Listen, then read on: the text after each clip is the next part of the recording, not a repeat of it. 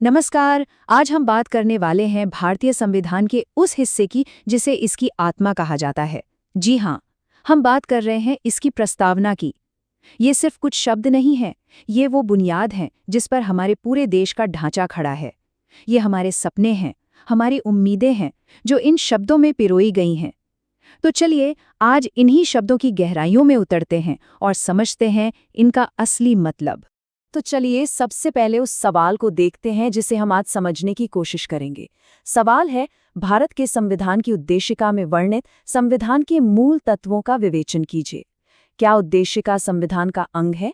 क्या इसका संशोधन किया जा सकता है? अंग्रेजी में describe the essential principles of the constitution of India. Is the preamble part of the constitution? Is it amendable? यही वो 3 बड़े सवाल हैं जिनका जवाब आज हम ढूंढेंगे। कि आखिर प्रस्तावना में लिखा क्या है, क्या ये संविधान का हिस्सा है भी या नहीं, और क्या इसे बदला जा सकता है। चलिए एक एक करके इन सभी गुत्थियों को सुलझाते हैं। देखिए, जब भी कोई बड़ी इमारत बनती है ना, तो सबसे पहले उसका एक नक्शा, एक ब्लूप्रिंट तैयार होता है। हमारे संविधान के लिए वो ब्लूप्रिंट है इसकी प्रस्तावना। ये सिर्फ एक इंट्रोडक्शन या परिचय नहीं है, बल्कि ये वो नक्शा है जो बताता है कि हमारे संविधान को बनाने वाले लोग वो आखिर कैसा भारत बनाना चाहते थे। ये एक तरह से उनके सपनों और उनके विचारों को समझने की चाबी है।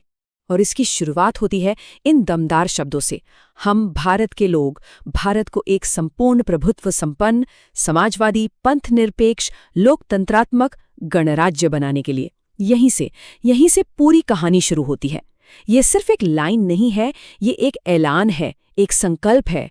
इसका एक एक शब्द बहुत सोच समझकर चुना गया है और हर शब्द के पीछे भारत के भविष्य की एक तस्वीर छुपी हुई है। तो सबसे पहले इन्हीं शब्दों को पकड़ते हैं, हम भारत के लोग। क्या मतलब है इसका? इसका बहुत गहरा मतलब है। इसका मतलब ये है कि ये जो संविधान है, ये हमें किसी बाहर की ताकत ने, किसी राजा ने या किसी अंग्रेज सरकार ने नहीं दिया है। नहीं, ये संविधान हम भारत के लोगों ने खुद को दिया है। इसे हमने बनाया है, अपने लिए बनाया है। मतलब इस देश में जो आखिरी और सबसे बड़ी ताकत है, वो जनता है, हम लोग हैं। अच्छा, अब आगे बढ़ते हैं और उन 5 बड़े खंभों को देखते हैं जिन पर हमारे देश की पूरी इमारत टिकी हुई है। ये वो 5 शब्द हैं जो बताते हैं कि भारत एक देश के तौर पर कैसा होगा। ये सिर्फ शब्द नहीं, ये हमारे देश का कैरेक्टर है, उसकी पहचान है। तो पहला खंभा है संपूर्ण प्रभुत्व संपन्न, जिसे अंग्रेजी में सॉवरेन कहते हैं। इसका एकदम सीधा साधा मतलब है कि भारत अपना बॉस खुद है। मतलब हम अपने फैसले खुद लेंगे। चाहे देश के अंदर कोई कानून बनाना हो या देश के बाहर किसी दूसरे देश से कोई समझौता करना हो, आखिरी फैसला हमारा होगा। कोई और देश हमें ये नहीं बता सकता कि तुम्हें क्या करना चाहिए और क्या नहीं। हम पूरी तरह से आज़ाद हैं। दूसरा खंभा है समाजवादी। अब एक दिलचस्प बात यह है कि ये शब्द शुरू में प्रस्तावना में नहीं था। इसे बाद में 1976 में 42वें संशोधन के जरिए जोड़ा गया। समाजवादी होने का मतलब ये है कि देश की जो संपत्ति है, जो संसाधन है, जैसे कि जमीन, खदानें, इन पर किसी एक इंसान या कुछ लोगों का हक नहीं होगा, बल्कि पूरे समाज का होगा। इसका मकसद ये है कि देश की दौलत सब में बटे और अमीर गरीब के बीच की खाई कम हो। इसके बाद आता है धर्मनिरपेक्ष यानी सेक्युलर। ये शब्द भी समाजवादी के साथ ही 42वें संशोधन में जोड़ा गया था। इसका मतलब बहुत साफ है कि भारत सरकार का यानी स्टेट का अपना कोई धर्म नहीं होगा। सरकार की नज़र में सब धर्म बराबर है, चाहे हिंदू हो, मुस्लिम, सिख, ईसाई, कोई भी हो। हर किसी को अपना धर्म मानने की, उसकी पूजा पाठ करने की पूरी आज़ादी है। सरकार धर्म के नाम पर किसी से कोई भेदभाव नहीं करेगी। चौथा और बहुत ही जरूरी खंभा है लोकतांत्रिक यानी डेमोक्रेटिक। इसका सीधा मतलब है कि इस देश में असली ताकत जनता के हाथ में है। सरकार कौन चलाएगा ये हम लोग तय करते हैं अपने वोट से। हम अपने नुमाइंदे चुनकर संसद में भेजते हैं और वो हमारे लिए कानून बनाते हैं। और सबसे बड़ी बात, अगर वो ठीक से काम न करे तो अगले चुनाव में उन्हें हटाने की ताकत भी हमारे ही पास है। और 5वां खंभा है गणराज्य यानी रिपब्लिक। गणराज्य का मतलब है कि हमारे देश का जो सबसे बड़ा पद है यानी राष्ट्रपति का पद, वो खानदानी नहीं है।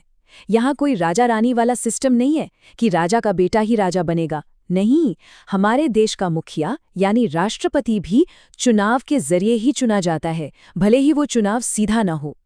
ये बहुत बड़ी बात है। तो ये थे वो 5 मूल सिद्धांत।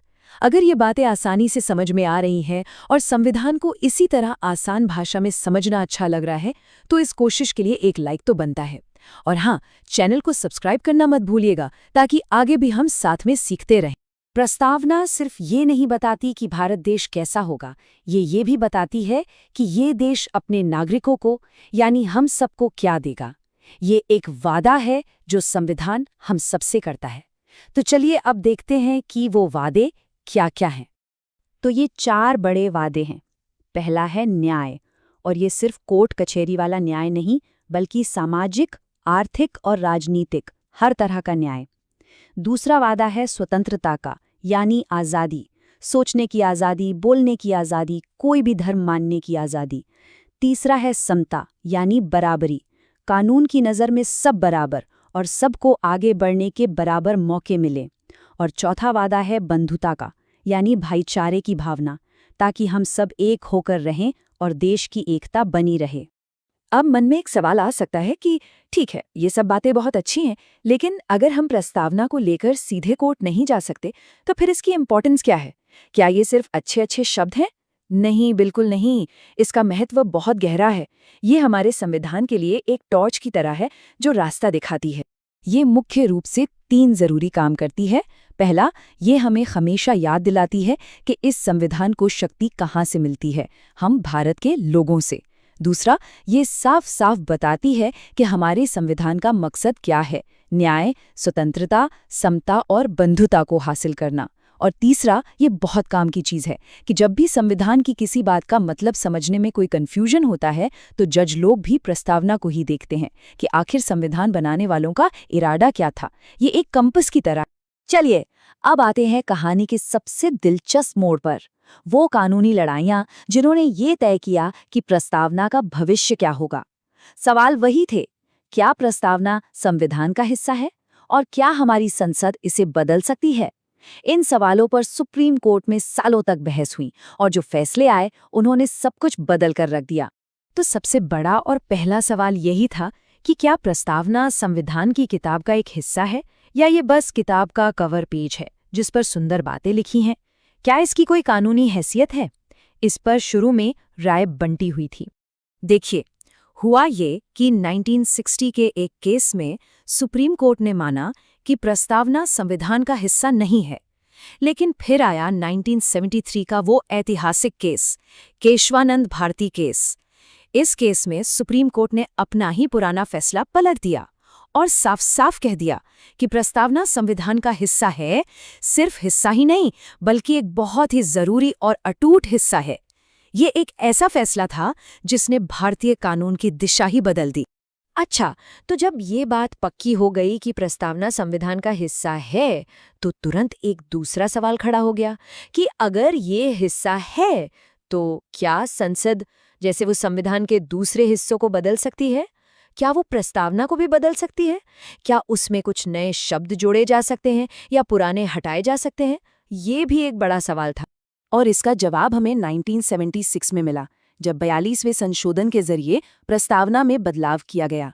वही समाजवादी और धर्मनिरपेक्ष शब्द इसी संशोधन से जोड़े गए थे। लेकिन यहाँ एक पेंच है। केशवानंद भारती केस में ही सुप्रीम कोर्ट ने एक और बहुत बड़ी बात कही थी, मूल ढांचे का सिद्धांत। मतलब संसद संविधान को बदल तो सकती है, लेकिन उसके मूल ढांचे को नहीं बदल सकती। उन बुनियादी उसूलों को नहीं छेड़ सकती जिन पर संविधान खड़ा है। और प्रस्तावना उस मूल ढांचे को समझने में हमारी मदद करती है। और आखिर में सुप्रीम कोर्ट की ये एक बात प्रस्तावना के पूरे महत्व को बता देती है। प्रस्तावना संविधान निर्माताओं के विचारों को जानने की कुंजी है। ये वो चाबी है जिससे हम ये समझ सकते हैं कि हमारे पूर्वज कैसा देश बनाना चाहते थे। ये हमें याद दिलाती है कि हमारा अतीत क्या था और हमारा भविष्य कैसा होना चाहिए। ये सिर्फ कानून की किताब का पहला पन्ना नहीं है, ये वाकई में भारत की आत्मा है। उम्मीद है आपको ये सारी जानकारी अच्छी लगी होगी। अगर हाँ, तो इस वीडियो को लाइक ज़रूर करें और चैनल को सब्सक्राइब करें। धन्यवाद।